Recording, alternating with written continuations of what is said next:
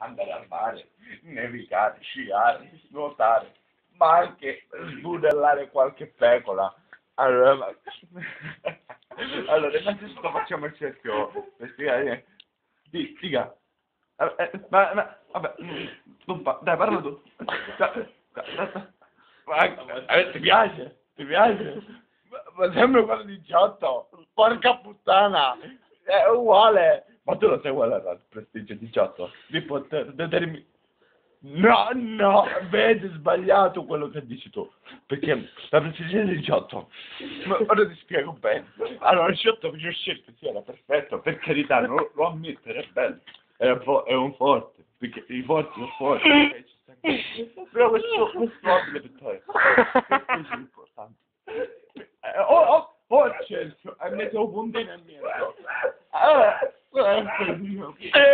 Bravo, si può. Tu vai al mare, mi fai una canzone amici. Lo sapevo io, lo sapevo. Non fa niente, questo non serve a niente, questo non te lo chiedo. Al massimo a questo dice che il bonus, scusa, andiamo io sì.